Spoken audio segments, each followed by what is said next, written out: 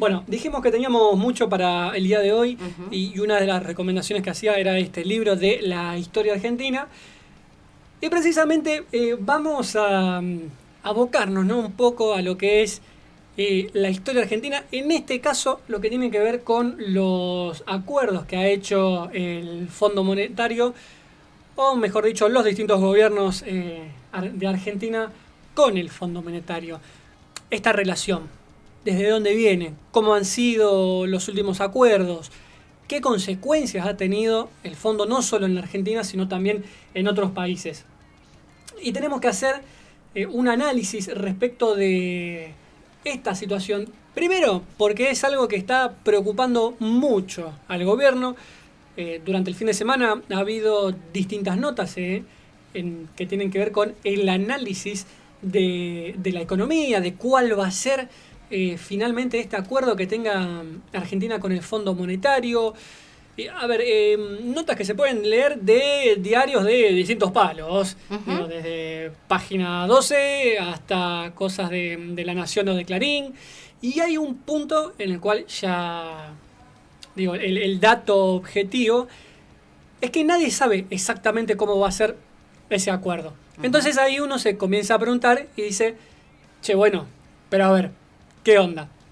Más o menos uno un poco la receta del fondo la tiene, digo, no hace falta ser un intelectual económico. Ujú. Más o menos la historia del fondo básicamente ha sido, te doy plata, ¿sí? Me vas ajustando, si vas aplicando las políticas de ajuste llamadas de equilibrio fiscal, o por lo Ujú. menos esta gente del organismo entiende al equilibrio fiscal de esta forma, pero es algo que no es nuevo. Ujú. Y vos referías de la historia de precisamente algunos actores económicos en la vida política y económica argentina. Y un poco lo referíamos en programas anteriores. El fondo ingresa, o mejor dicho, al revés. La Argentina ingresa al Ingresa al fondo, fondo. tengamos en Ujú. cuenta que son una cantidad de staff de más de 180 países, pero siempre la batuta está en Estados Unidos, por supuesto. Argentina ingresa al fondo Ujú. luego de haber derrocado a un gobierno. Así que ya Ujú. arrancamos con ese pequeño detalle, ¿no? Quien ingresa al fondo es la dictadura del 55. El primer préstamo se toma en el 59 con Ujú. Frondizi y alguien que tal vez le sonará a los más jóvenes. Si no le suena, les digo que lo vayan a googlear Vayan y a a leer googlearlo, claro. ya, porque forma Ujú. parte de toda esta espina teórica económica. Ingresa de la mano de Álvaro Alzogaray. Bien, Ujú. Álvaro Alzogaray, que también festejó mucho el menemismo, la caída del muro, y que estaba chocho de lo que había hecho la dictadura, las dictaduras, y lo que venía haciendo la gestión de Menem en ese momento. Álvaro Alzogaray es a quien se le adjudica la frase de hay que pasar el invierno. Uf. Bien, ¿a qué viene esta frase? Hay que pasar el invierno es básicamente, hablando mal y pronto, había que cagarse de hambre y de frío a costa de Ujú. pagar como sea ese crédito. Y ya desde esa época que venimos arrastrando esta cuestión de que los argentinos tenemos un problema con el gasto, de que, bueno, hay que ajustarse el cinturón, y todas esas frases que van evolucionando. Ujú. Pero un poco lo que decíamos, ¿por qué no vamos hasta allá y hacemos estos saltos así históricos? Porque Argentina está con un gran problema de dólares. Ujú. Y no se debe precisamente a la herencia que ha hecho la gestión de Alberto Fernández y Massa, sino que se está intentando, lo comentamos en programas anteriores, se ha montado un negocio y una bicicleta financiera que implica tanta, pero tanta sangría de guita, que al propio gobierno se le hace insostenible. Ujú. Y de ahí que distintas informaciones que uno ha podido dar cuenta a lo largo del fin de semana, ya comienzan los chispazos internos. Entonces se reaviva, por ejemplo, la interna de Caputo Sturzenegger. Una Sturzenegger que redactó la ley base estando por fuera de la gestión de gobierno, o colaboró bastante con eso, y hoy ya, por ejemplo, le hicieron así, le ahuecaron el ala, y hoy es asesor en el Fondo Monetario Internacional. Ujú. Tiene ese rol. Bueno, ¿cuál ha sido la información que se filtró por estos días? La primera, Caputo mandando mensajes, ¿no?, al fondo diciéndole, me vas a prestar 20.000 millones, lo vas a hacer de una sola vez. Y esto lo hizo anoche en una entrevista con Luis Majul. Luego le vamos a subir el fragmentito a la edición final de YouTube, en la cual el ministro dice, palabras del propio ministro, que el fondo, y esto es cierto, entrega los préstamos de a tandas, ¿no? De a 20%, de a 30% o hasta de 35-40%. Por eso, por ejemplo, en la gestión de Alberto Fernández y Massa, el fondo desembolsó el último parte que le había hecho a Macri por esos más de 40.000 millones de dólares, ¿no? Firmado en mediados del 2018, se terminó, porque se iba entregando de a tandas, de a 20, de a 30, de a 30 y pico. Y acá se revela un poco la desesperación que tiene el gobierno. Caputo dijo que aseguró que van a exigir que se entregue todo de una vez o que se entregue más del 80% de esos 20.000 millones de dólares. Y aquí que el ministro dijo, ¿no?, a confesión de parte, ¿no? Relevo de prueba. Exactamente. El ministro lo que dijo fue, nosotros ya hemos hecho la cantidad de ajustes que el fondo pide y más. Y más. Es decir, nosotros ya hicimos bien la tarea. Por eso estamos en condiciones. Claro, digamos, ya cumplimos con los requisitos y más. Somos un excelente alumno, que nos merecemos un 11, no nos merecemos un 10. Que cumplimos a rajatabla todo lo que el Fondo Monetario Internacional pide. Exactamente. Y entonces le vamos a pedir al fondo que nos dé todo de una vez o más del 80%. Es cierto cuando se dice que no hay precedente en que el fondo haga un desembolso inicial muy alto. Del 80%. No, ni por, o sea, en general hacen del 20, 30, en alguna excepción 40.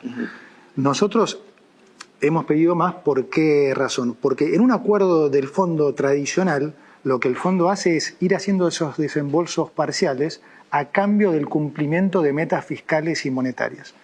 Cosa que en el caso nuestro ya lo hicimos. Entonces, a ustedes les están diciendo, nosotros ya adelantamos cosas que ustedes nos van a pedir. Nosotros ya hicimos todo. Entonces, así que por favor, nos adelantan un desembolso claro, más entonces importante. lo que nosotros decimos es, está bien, puede no haber precedente de esto, pero no hay precedente tampoco del fondo firmando un acuerdo con un país que ya ha hecho todos los ajustes y más de los que tradicionalmente el fondo pide.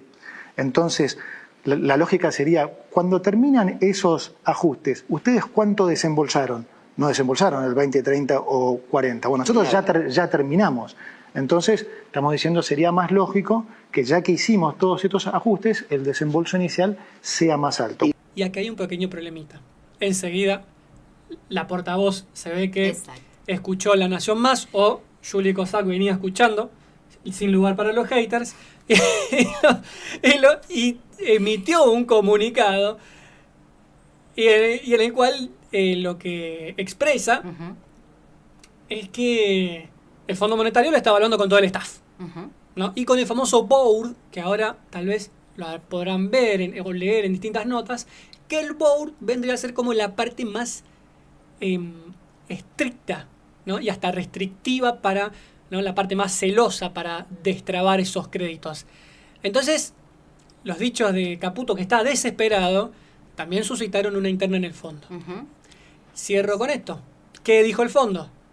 La última vez que tuvimos el gesto de respaldo político, Macri perdió las elecciones y después nos vimos con otra gestión que, por supuesto, en todo su derecho, planteó una reestructuración económica completamente distinta. Pero además, ¿qué fue lo que hizo? Para su legislación local, ¿no?, o sea, nuestra normativa jurídica, propuso la ley Guzmán. Y entonces el fondo dice, che, si yo voy a entregar tanto de una, quiero recibirlo lo más rápido posible. Así que al fondo le preocupa cuál es el nivel de poca solvencia, no solo económica, sino también política que está teniendo la gestión de Javier Milei. Exacto. El fondo no se va a mandar a prestar plata si no tiene las certezas de las condiciones. Por eso es que la vocera fue fue más cauta, si se quiere, que el ministro de Economía, y ella habló incluso de desembolsos considerables. En realidad dijo que las discusiones incluyen un paquete de financiación considerable, esa fue la palabra que usó, y lo que dijo también es que el tamaño de ese paquete va a ser determinado en última instancia por el directorio ejecutivo. Lo que se ve a partir de las declaraciones del ministro de Economía, luego del vocero presidencial, más tarde también se sumó el diputado Esper, que en vez de aclarar, bueno, generó más dudas ahí haciendo algunos cálculos raros.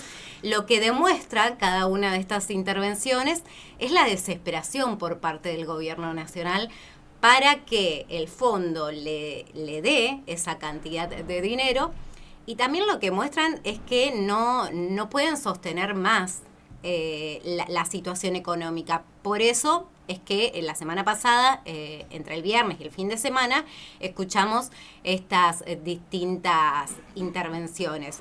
También recuerdo que el vocero presidencial, Manuel Adorni, dijo que no había una fecha estimativa para que retiren el cepo. Después Javier Milei lo contradijo, y ese es el contexto en el que estamos. Pero queremos empezar compartiendo con ustedes un fragmento de una de las piezas comunicacionales de este fin de semana, cuando realizaban el pase Luis Majul y Horacio Cavac. Luis Majul estaba en comunicación telefónica con el presidente, con Javier Milei, y hablaban precisamente, una de las preguntas que le hace Horacio Cavac es que se le criticaba a Javier Milei que hace un tiempo atrás rechazaba el acuerdo con el Fondo Monetario cuando fue Macri y Caputo quienes tomaron la deuda, y sin embargo hoy, en las mismas condiciones, o no iguales condiciones, pero casi, las acepta. ¿Y qué decía Javier Milei? Quiero que escuchen atentamente porque no tiene desperdicio, después lo analizamos. Ahora voy a explicar por qué yo critiqué el anterior acuerdo del Fondo Monetario Internacional. El primer punto es porque significaba un aumento de deuda. Y para mí el aumento de la deuda es inmoral. ¿Por qué es inmoral? Porque es pasarle la fiesta a la generación presente a la generación futura, generación que ni siquiera vota. O sea, es profundamente inmoral eso, porque usted le está trasladando el ajuste a nuestros hijos, a nuestros nietos, a nuestros bisnietos, o sea, lo cual es profundamente inmoral. O sea, porque eso implicaba un aumento de deuda. O sea, primer punto. Segundo punto, el caradura inmoral, y perdón, yo tengo que hacer un esfuerzo para contener las palabras, de ese impresentable que teníamos, el pasante, que oficiaba de ministro de Economía, ¿sí? Tenía la caradurez de decir que no había ajuste fiscal. Y cuando usted miraba, entonces, ¿cómo corregía? ¿Cómo es que no había ajuste fiscal y mejoraba el resultado fiscal para poder acceder al acuerdo con el fondo? Sucede que el señor decía que como el gasto público no bajaba, entonces no había ajuste fiscal, es decir, que nos iba a reventar la cabeza a todos con impuestos. ¿Ok? Bueno, él no aceptaba la deuda anterior porque implicaba más deuda, lo mismo que está sucediendo ahora, porque ellos te dicen que no, que sumar 20 millones no es sumar deuda. Bueno, ¿qué es si no se suma a la deuda ya contraída? Sino que esa deuda iba a implicar precisamente deuda para las futuras generaciones. Es lo mismo que está ocurriendo en el día de hoy y es lo mismo que estamos denunciando. La deuda que toma hoy el gobierno nacional la van a pagar las generaciones futuras. Y esto ha sido así históricamente, por eso estamos aquí tratando de hacer un análisis cronológico de los distintos pedidos de financiación al Fondo Monetario Internacional por parte de los distintos gobiernos en la historia argentina. ¿De qué habla Javier Milei? Está hablando de lo mismo que está ocurriendo hoy. Esta deuda la van a pagar las generaciones futuras. Pero bueno, ni hablar de que ahí no hubo ninguna repregunta. Se lo dejaron servido para que él contestara lo que quería, como es costumbre con no me gusta decirle comunicadores porque no son comunicadores, pero bueno, esto para entender el contexto en el que estamos hoy. Pero como explicaba Lautaro, no es la primera vez que se recurre al Fondo Monetario. En la historia argentina hubo 22 pedidos de financiamiento al Fondo Monetario Internacional en distintos gobiernos. El primero de ellos fue con Frondizi, como bien decías. Y la receta, lo que pide el fondo, no es que el Fondo Monetario te presta plata porque es bueno, vamos a ayudar a Argentina. Ah, ¿no? No, Ah. lamento tirarte Bueno. de la ilusión. Es precisamente a cuenta de ajuste, como bien dabas cuenta, ajuste fiscal, privatizaciones, que seguramente muchos recordarán los distintos momentos. Bueno, tenemos a colación en la historia más reciente lo que fue la toma de deuda del gobierno de Mauricio Macri. Reforma laboral, es decir, más quita de derechos sobre los trabajadores, la reforma previsional, como siempre el ajuste a las jubilaciones, y mercados libres. Estas son las condiciones que pide el Fondo Monetario Internacional para prestar dinero. Sí. A ver, decíamos, poner en contexto, no solo local, sino también a nivel global, de qué significa ajustarse a las recetas del Fondo Monetario Internacional. Recordarán, si no, lo traemos a colación, en un momento, en la presidencia de Mauricio Macri, no hace muchos años, se hablaba del milagro económico portugués. Esta era la forma en la cual no solo medios afines al macrismo, sino también el propio presidente, pero aún más, Christine Lagarde, en su momento la directora principal del FMI, alababa las recetas que había tenido el organismo y ponía como ejemplo a Portugal. Entonces, Portugal era el país por excelencia con el cual hasta el mismo fondo hacía una operación mediática. ¿Se entiende? O sea, no solamente era algún medio local o algún autopercibido periodista. Hasta la misma Christine Lagarde hacía operaciones mediáticas con Portugal. ¿Cuál fue un poco el caso de Portugal? Al igual que el de Grecia, que tenemos material para el caso. El caso de Portugal es que entró en una profunda crisis y lejos de encarar un camino de recuperación durante un tiempo, siguió a rajatabla las recetas del Fondo Monetario. Primero por cuestiones de signo de gobierno político y la afinidad ideológica, después porque se había sometido de tal forma que la subordinación por completo era la única forma en la cual el fondo le iba a pasar una cantidad de dólares. Cuando Portugal se comienza a recuperar, viene la operación mediática, ¿no? La operación que arranca hasta con el propio fondo mintiendo en sus comunicados de prensa diciendo, ¿vieron cómo sale adelante Portugal? Con nuestra cooperación y nuestras recetas. Bueno, vamos a escuchar en el videito número 2 a Francisco Lousa. Él es un ex diputado de Portugal. Fue diputado por el bloque de izquierda, ¿no? el bloque de izquierda de portugués. Y Francisco Lousa es economista. Además, enseña en distintas universidades. Y a contramano de los argumentos ortodoxos que se vendían como la solución, vamos a fijarnos qué es lo que decía de cómo Portugal encaró su recuperación económica. Bueno, la recuperación solo se hace porque se abandonó la política de austeridad.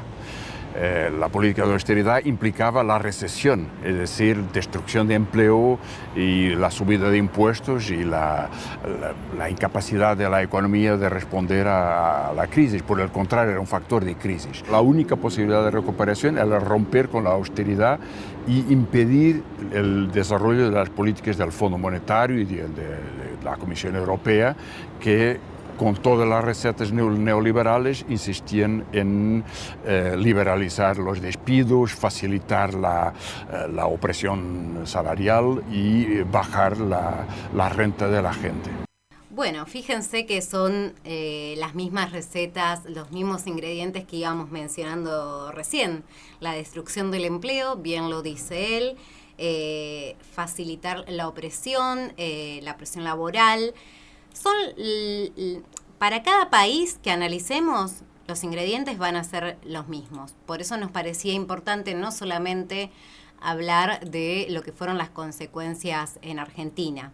Este video que compartimos forma parte del documental Fondo, otra vez la misma receta. Es un documental del año 2020 del periodista Alejandro Berkovich, donde hay distintos testimonios, algunos de ellos los vamos a ir compartiendo ahora, pero que dan cuenta precisamente de lo que implica tomar deuda con el Fondo Monetario Internacional y cuáles son esas consecuencias que volvemos a repetir. En nuestro país, por ejemplo, se están pagando hasta el día de hoy y la van a seguir pagando las futuras generaciones. Recuerdo que en un momento lo que estaba muy en boca de la política derecha argentina es que esto es consecuencia de 70 años de peronismo, Sí. ¿no? Bueno, si hacemos la cuenta, podríamos decir que llevamos 70 años de Fondo Monetario y no con el peronismo, precisamente, entró la Argentina al Fondo Monetario. Pero bueno, a ver, para continuar analizando, digo, el programa este ortodoxo que presenta y que exige el Fondo Monetario, no nos vamos a quedar solamente con una voz. Vamos a ir con un tercer videíto en el cual vamos a tener la palabra de Joseph Stiglitz. Lo va a presentar el colega Alejandro Berkovich. Tal vez a muchos les sonará, o a quienes hasta el momento no habían sentido nombrar de él. Ya les adelantamos que no estamos hablando de un personaje que tiene afinidad con Fidel Castro, por ejemplo. Digo, no... sino que hablamos de alguien del riñón más interno de la formación económica estadounidense. Facu, te voy a pedir si... bueno, le recomendamos antes a quienes nos están escuchando que se pasen a YouTube o que se pasen al Facebook para poder ver en imagen. La entrevista está en inglés, subtitulada, así que si podemos dejar para que voy comentando encima, quienes nos están escuchando por radio, les voy a ir leyendo las líneas. Bueno, quien habla ahora es Joseph Stiglitz, lo presenta Berkovich, y fíjense lo que dice del Fondo Monetario. Digo, para tener dos miradas de dos formaciones económicas y hasta políticas ideológicas completamente distintas, pero que confluyen en una misma consideración respecto de las recetas que tiene el fondo. Joseph Stiglitz recibió el Premio Nobel de Economía en 2001. Fue vicepresidente y economista jefe del Banco Mundial. También presidió el Consejo de Asesores Económicos de Bill Clinton. The legacy of the austerity was one of the things they had to overcome. In fact, when you have this legacy of austerity, you have some of your most talented young people leave the country. You have businesses go into bankruptcy. It sort of, the fact that their growth policy was successful, their anti-austerity was in spite of the previous austerity, not because of it. Austerity, you know, on its own destroys. When you cut taxes and you cut spending, that's going to shrink the economy. And that's going to have problems. And that's true whether you have a left government or a right government. It's just the economics of it. And too often, the IMF focuses on this contraction. Their argument is the same as Macri's argument in Argentina. If we do that, we'll make ourselves more business friendly, investment will flow in, and our economy will grow. Has it ever worked? It has almost never worked. Lo que decía Stiglitz es que básicamente el fondo tiene exactamente la misma receta de austeridad como predica el organismo. Y acá Stiglitz lo que menciona entra en una gran contradicción, digo, lo cito a Stiglitz, no es una apreciación mía. Stiglitz lo que dice es, el fondo exige tanta contracción de la actividad económica, que llega a un punto en el cual cuando pide esa recaudación para lograr ese equilibrio fiscal, para que se le puedan pagar los préstamos, los intereses, fue tal el nivel de contracción económica, de austeridad que repercute en flexibilizaciones laborales, como mencionabas antes, ¿no? La pérdida de derechos sociales. Y fíjense que el mismo Stiglitz analiza esta consideración de que la consecuencia social es que aumentan los impuestos para quienes menos tienen, hay pérdidas en las fuentes de trabajo, rebajas salariales. Y entonces lo que Stiglitz termina diciendo es la contracción, la recesión, esta austeridad que exige el fondo, termina siendo el propio condicionante al fondo para cobrarse ese préstamo que otorgó, pero al país también para salir adelante. Y esto está bien explicado en el documental. Es lo que en el sector económico lo conocen popularmente como la paradoja del ajuste. Esto de entrar en un círculo vicioso de ajustar, ajustar, ajustar, ajustar, porque así llamó el equilibrio y así tenemos prosperidad, y así también nos han vendido la teoría del derrame, ¿no? Que ganen una cantidad de guita asquerosa quienes más tienen, porque eventualmente va a derramar a las capas, al resto de la sociedad.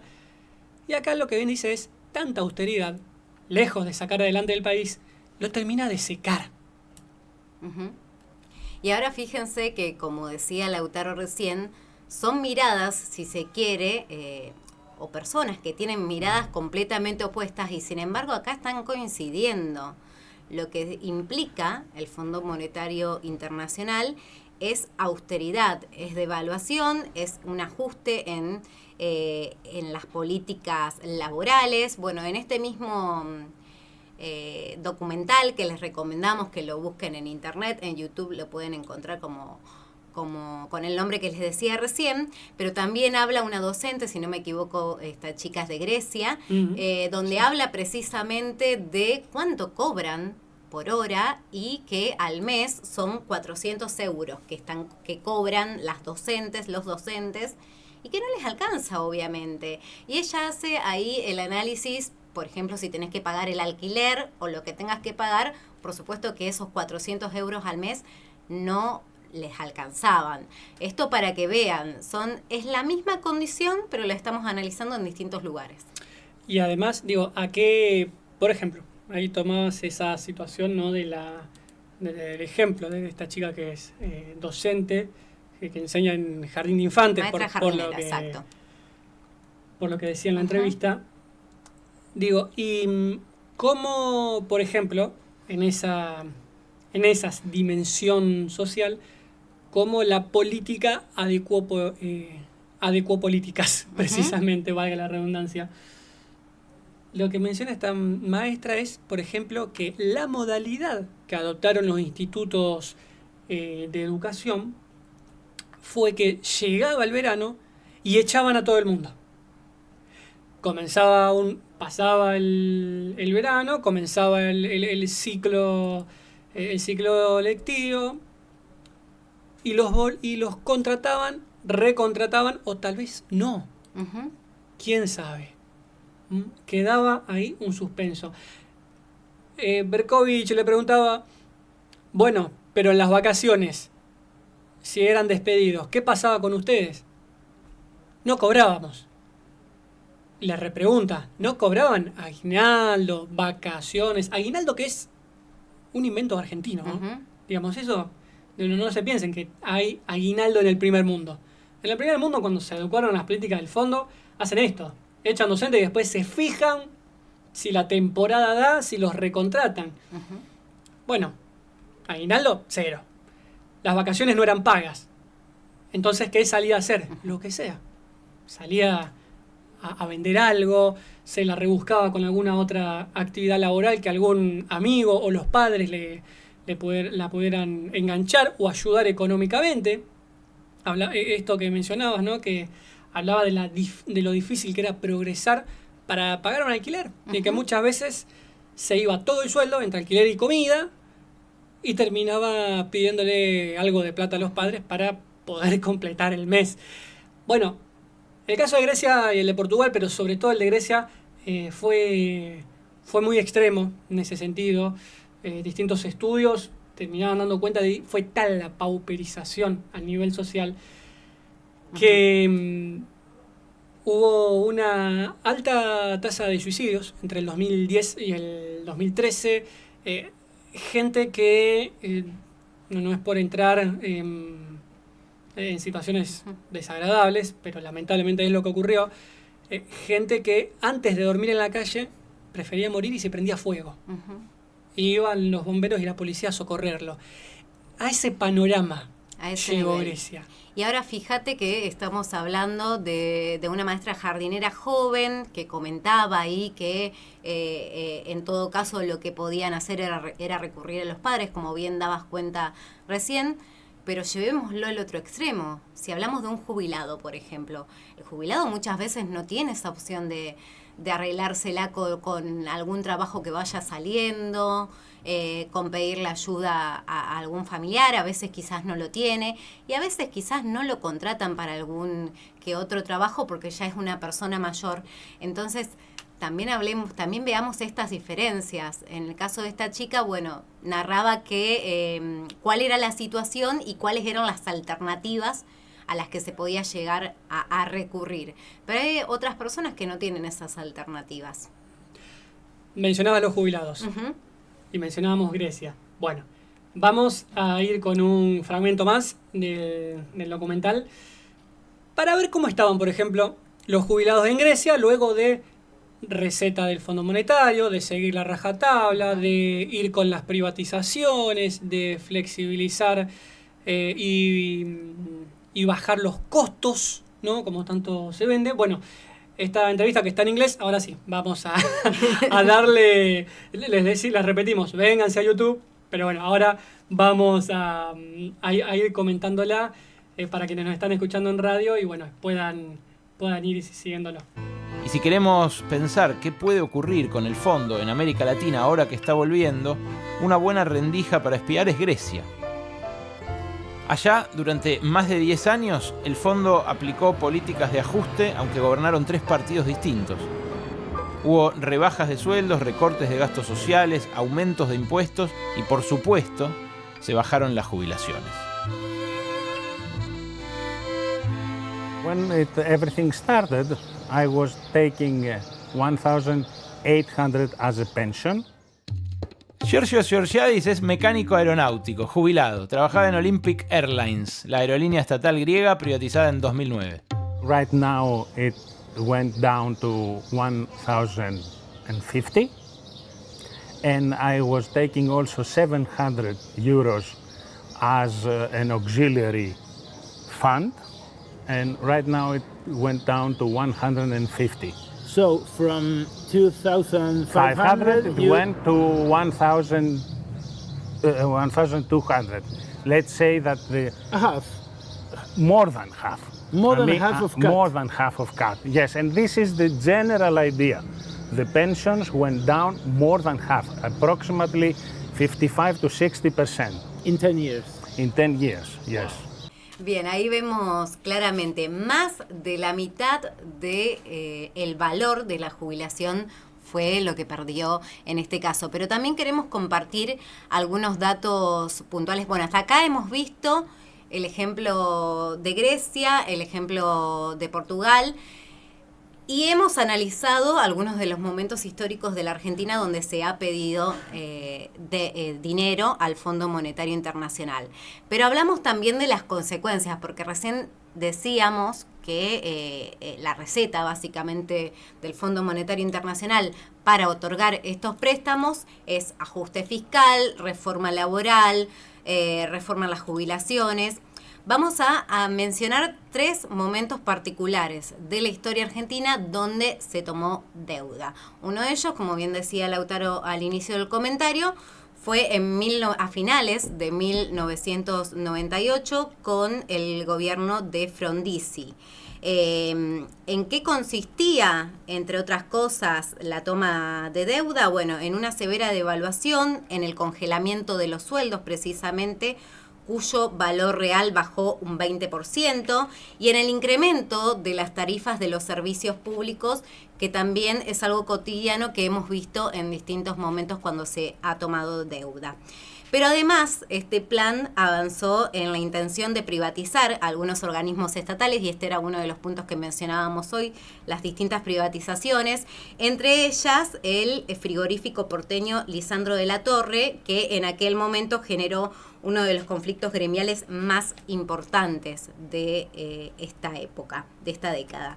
Y por efecto de estas políticas económicas y del rigor que hubo contra el movimiento obrero en estos años, empeoró la distribución del ingreso, la porción del PBI que quedaba en manos asalariados pasó del 49% en 1954 al 40% en 1962.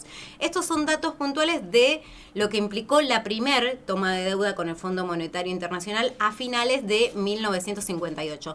No fue la única, por supuesto. También en la dictadura lo que pasó fue que la dictadura pidió plata al Fondo Monetario Internacional. Los puntos centrales fueron un fortísimo endeudamiento externo que infló la deuda en más de un 700%, especialmente a favor del FMI, la apertura irrestricta a la entrada de capitales y la desregulación de los servicios financieros, la devaluación de la moneda, una baja generalizada de los aranceles aduaneros.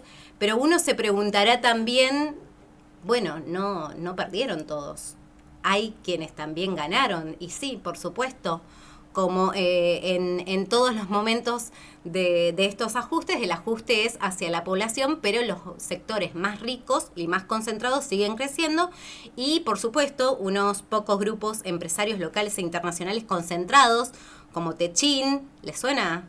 Bunge, Ibor, o los vinculados a las familias Macri, Pérez Companc, por ejemplo, acapararon desde entonces lo fundamental de ese poder económico. Y hablando del PBI, la participación de los asalariados en el PBI pasó del 45% que había alcanzado en 1974 al 34% en el año 1983. En este mismo periodo, las tasas de desocupación y subocupación, que en el año 1974 eran muy bajas, aumentaron lo mismo que el trabajo negro, fíjense, algo que también aparece en distintos momentos, y las formas precarias del cuentapropismo.